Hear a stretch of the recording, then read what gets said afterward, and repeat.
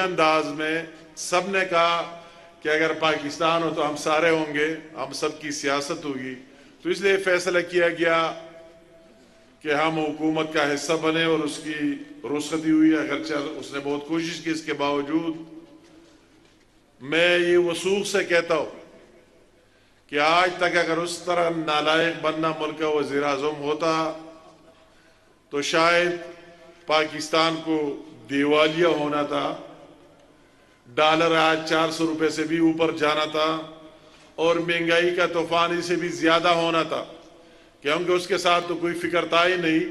और जिस तरह मुआहदे उसने किए, ये बात अक्सर लोग कहते हैं कि रिलीफ के हम इंतजार में थे, रिलीफ नहीं मिला। तो उसने जिस तरह मुआहदे किए थे IMF और दूसरे इदारों के साथ इंटरनेशनल, वो बहैसियत इमरान नियाजी के नहीं मगर बहैसियत एक स्टेट और मुल्क के वजीर आज़म के किए थे, जिसके लिए पाकिस्तान की हुकूमत बाउंड है कि उस पर अमल दरामल करे। उसने इस मुआहदों में क्लियर कट लिखा, जो हमने दिखाया भी कई दफा, कि कोई सब्सिडी हम नहीं देंगे।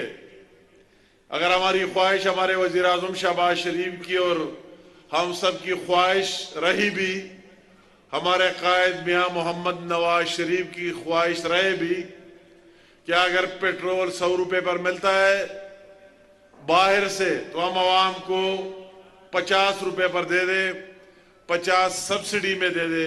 मगर वो भी इमरान ने हमारे हाथ बांध कर वो IMF से मुआहदे करके कि 1 रुपया 1 पैसा सब्सिडी नहीं देंगे। तब ये मुआहदे हुए, हुकूमत पर दबाव बढ़ी, अभी तक मौजूद है कि अगर आप उन मुआहदों पर अमल नहीं करते तो हम आपकी जो इमदाद और जो मुआहदे हुए फिर हम इसके पाबंद नहीं है। तो एक मजबूरी की सूरत हाल जो हम देख रहे हैं, मगर अल्लाह ताला का एहसान है। मैं अल्लाह ताला का शुक्रिया अदा करता हूं कि पाकिस्तान को इस तरह वजीर आज़म शहबाज शरीफ की शक्ल में दे दिया कि उसने इस मुश्किल तरीन हालात में एक ICU में पड़ी हुई मईशत और हुकूमत, उसको भी संभालने की कोशिश की, संभलने की।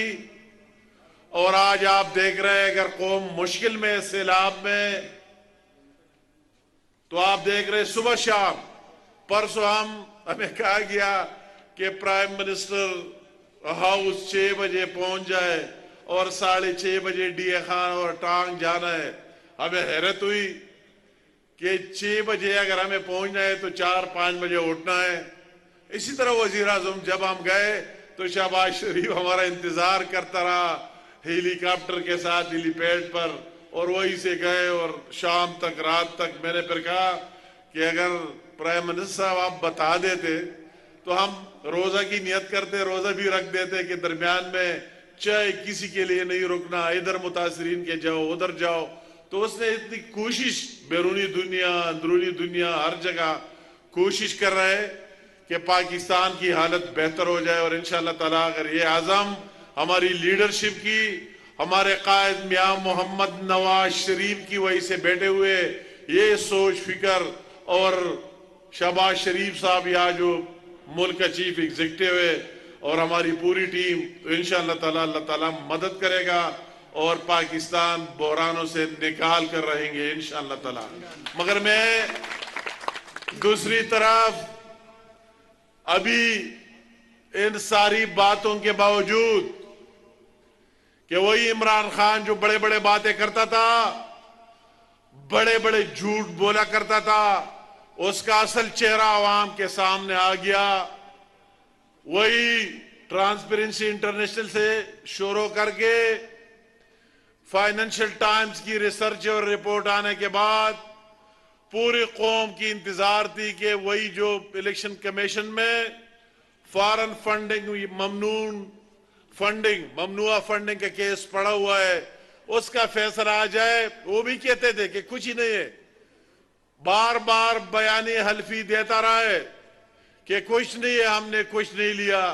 मगर वो बात साबित हो गई और वही बंदा दुनिया का सबसे बड़ा चोर और डाकू नजर आए इमरान, कि उसने पूरी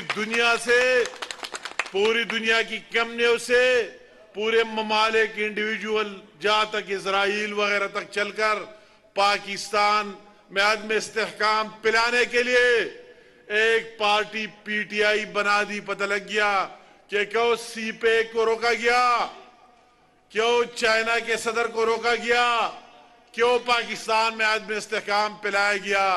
अभी हर एक बच्चे को समझ आने लगा कि उसका बुनियादी मकसद सिर्फ और सिर्फ एक था, पाकिस्तान में अदम इस्तेहकाम पिलाना, पाकिस्तान की मईशत को तबाह कर देना, पाकिस्तान की माशरत को तबाह कर देना।